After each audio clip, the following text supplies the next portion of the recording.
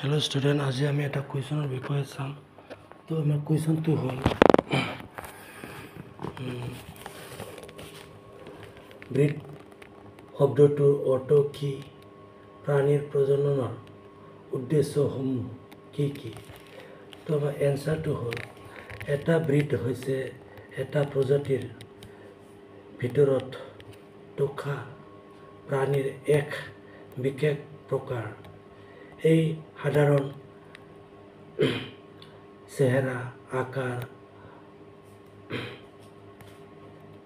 বিশেষ প্ৰকাৰ আকাৰ গঠন আৰু একে প্ৰজাতিৰ আন সদস্যসকলৰ সৈতে বৈশিষ্ট্যত একে হয়।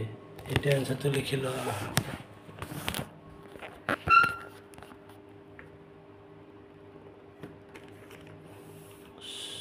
আমাৰ কুয়েশনটো আছিল ব্ৰিড শব্দটোৰ অৰ্থ কি, প্ৰাণীৰ প্ৰজননৰ উদ্দেশ্যসমূহ কি কি। উত্তৰটো আছে আমাৰ এটা ব্ৰিড হৈছে এটা প্ৰজাতিৰ ভিতৰত থকা প্ৰাণীৰ এক বিশেষ প্ৰকাৰ। সেই ধৰণৰ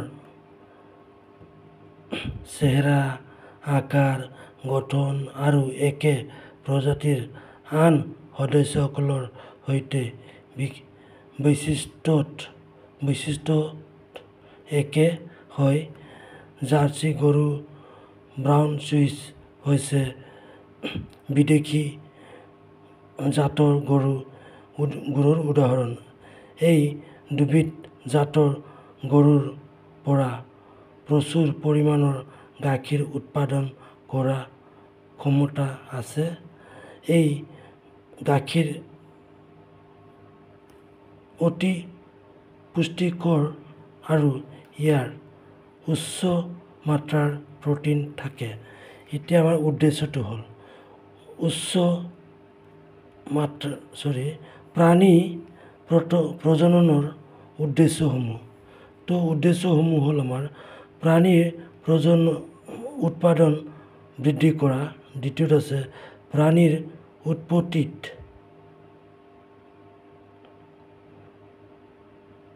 সামগ্ৰীৰ আকাংক্ষিত।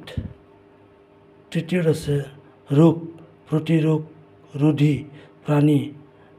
প্ৰাণীৰ জাত উৎপাদন কৰা। এনচাৰটো ধুনীয়াকৈ লিখি লোৱা এতিয়া।